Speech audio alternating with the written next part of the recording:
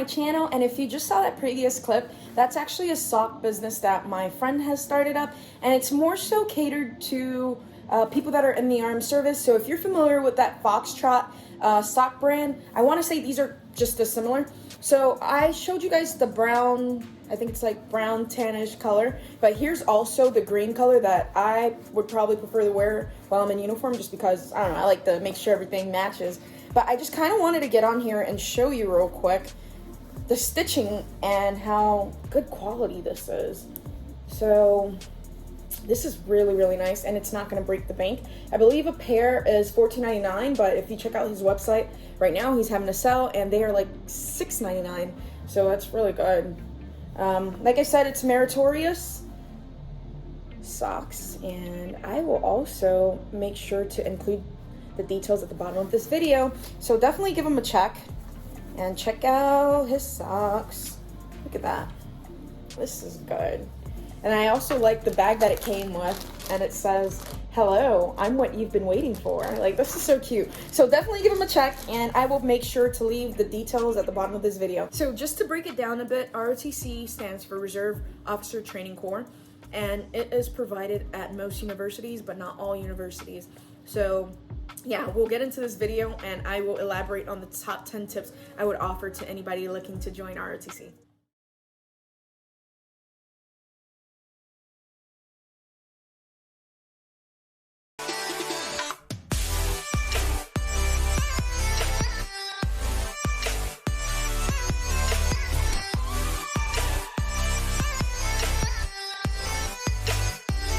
So the top 10 tips I can offer someone going to consider ROTC. The first one being, do the research on the university and ensure that they have an ROTC program. Because oftentimes, people will reach out to me and ask me, "Hey, what do you think about this university? And do you know if their ROTC program is good?" And when I do a quick Google search, I realize that that university doesn't even have an ROTC program. And then I have to tell them, like, "Hey, this university doesn't have an ROTC program. What are you talking about?" But sometimes another university could be a satellite and allow you to commute to them to take the ROTC courses that you need. That might be the case, but definitely do your research on that. The second tip that I can offer is to invest in the profession. Invest as early on as you can. And by invest, I'm not only speaking financially, I'm also talking about like in a mental aspect as well. Try to gain as much knowledge as you can about the profession that you plan on going into, but also in a financial way as well. Like, invest in the best products, like the best boots, the best ballistic, eye pro, ear pro, anything that you think is going to help, you know, make your experience in ROTC a bit more better. And by that, I don't just mean like, you know, getting the latest gear and all that stuff. I'm just saying getting good gear that will last you. Like, I know for me, the issued boots that I got when I first got into ROTC, oh my God, just talking about this, like, those boots were uncomfortable. So during ruck marches, I was legit suffering. I was like, yo, I can't do this anymore. So I invested in getting some Oakleys, some Danners, some Nikes. Like, I had different boots. I had boots for ruck marches, I had boots for going to class, and then I had boots for when I had lab in the field, like my dirty boots. So like, I would definitely invest. Like, yes, it's gonna be expensive, but don't penny pinch something that's gonna be, you know, an asset to you in the future. Like, that's gonna help you with ruck marches. That's gonna help you, like, overall, like, just invest. So invest in the profession would be tip number 2. So tip number 3, take it seriously. Oh my goodness, take it seriously. So oftentimes people join ROTC and they're just like playing around because they're like, yeah, this isn't like real army. In a sense, it is. You sign a contract and it's real army. Like, it's real army. Like, I know a lot of people are like, oh, your ROTC years don't count. They don't, but they do. So I would take it seriously. And on top of that, the reason you want to take it seriously is because you're going to learn a lot of valuable skills that's going to help you in your career. Why not take it seriously? Learn as much as you can from your peers, build those connections, and start networking, because I promise you, you're going to run into the same people over and over in the Army, and taking it seriously is going to help other people have a better light on you, like the type of person that you are in general. If you were one of those people that were clowning around during class, people are less likely to reach out to you when they need help with something that's like real life, you know? So definitely take it seriously. The next would be physically fit. Oh my goodness, yes. So you're still gonna have to take PT tests. You're still gonna have to, you know, do ruck marches and things that are just physically, physical fitness is crucial. So for me, I'm not gonna lie, my sophomore year, I was like very fit. I was very fit. I was still running track. I was still exercising. I was doing CrossFit. Like, I was very, very fit. and then I went study abroad, and then I came back, and I was not as fit. So definitely take it serious and make sure to maintain like a good physical physique and to abide by the Army weight and height standards. So if you're not familiar with that, you have to you have to maintain a specific weight when you're in the Army, so you can't go over that. And I was one of the ones that struggled with my weight when I was in ROTC. I remember always having to get taped and stuff. But now I'm at the point where I don't need to get taped, but I still need to make sure that I'm physically fit and that I abide by those standards. So that's tip number 4. And then tip number 5 would be well-rounded. Don't just commit to one thing. Like, commit to the ROTC program wholeheartedly, yes, but also be well-rounded. Still contribute to your university. Join clubs. Do volunteering opportunities and stuff that's gonna set you apart from your peers. But like for me, I did Club Creole. I was volunteering. Mentor UF. I had a part-time job. I was doing stuff that was still going to help me diversify my resume, because at the end of the day, you're going to get ranked amongst your peers, and the OML is going to set you apart if you have more of a diverse background. So I would definitely look into remaining well-rounded. Tip number 6, I would say, is find a good mentor. So I wish I did this when I was in ROTC, but honestly, I don't know.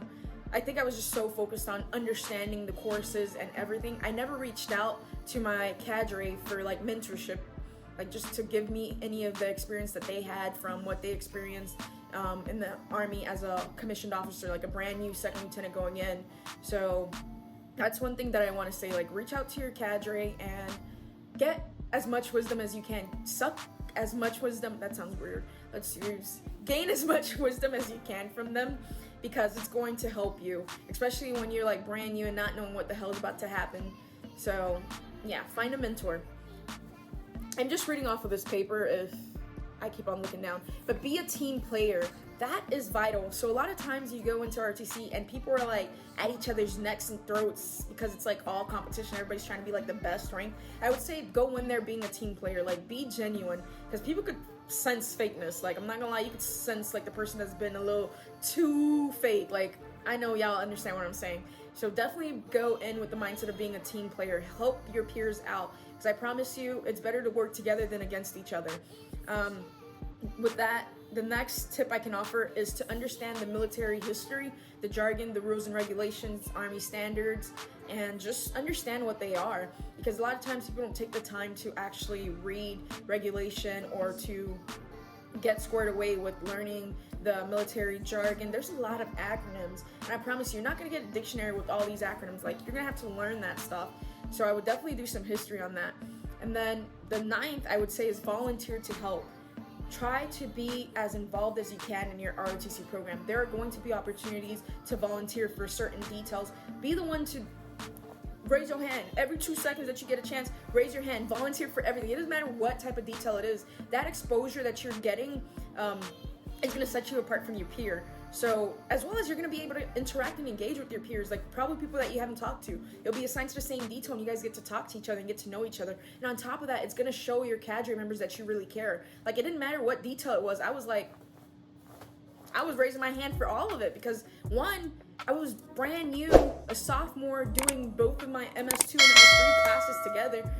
These people didn't know me. They were just like, who's this girl? Like, you know? So it took a while for me to like make friends in ROTC and get to know people, because I was coming in late, like late into the program, not late into classes. I'm coming late to class, just to clarify that. But I was coming in late to the program, so I needed a way to like get exposure and to, you know, be with my peers and build that relationship. So I would volunteer for any detail that you can. And the last is to know why you joined. Know why you're joining. Don't just be joining for the benefits and all this stuff, because I promise you, those that join for the benefit end up regretting their decision. If you knew that this is something that you've always wanted to do, or this is a field that you've always wanted to dabble in, go with that as opposed to like going for the benefits or the whatever it is. But like myself, I went in there thinking that, hey, this would be a great opportunity for me to actually do what I love doing, helping others and remaining in that realm of criminal justice. Like, for me, if you guys know me, I've always wanted to be an FBI agent. I was just like looking up different ways that I could become an FBI agent and all this stuff. And then I found ROTC program, and I started talking to some of the recruiters there, and they were saying that majority of the people that end up, you know, joining the FBI have some experience in the military. I was like, why not? Let's give it a try. And since then, honestly, I've been committed to it, and I love what I do. So this has been a great opportunity for me. So definitely know why you joined, and stay committed to whatever you set yourself out to doing. So I know as we grow up, we're gonna have different dreams and aspirations, but stay committed to whatever that little voice inside of your head is telling you that this is what you need to do, or this is what you love doing. Stay with that. So just to reiterate everything that I stated, the first would be to apply to a university that actually has an ROTC program. The second would be to invest in the profession. The third, take it seriously. The fourth, be physically fit. The fifth, be well-rounded. The sixth, find a mentor. The seventh, be a team player. The eighth, understand military history, regulations, and standards. The ninth, volunteer to help in your program. The 10th, know why you joined. So those are the top 10 tips I can offer to anybody considering ROTC. If you have any other questions, just comment them down below and I'll be sure to answer them. As always, stay blessed.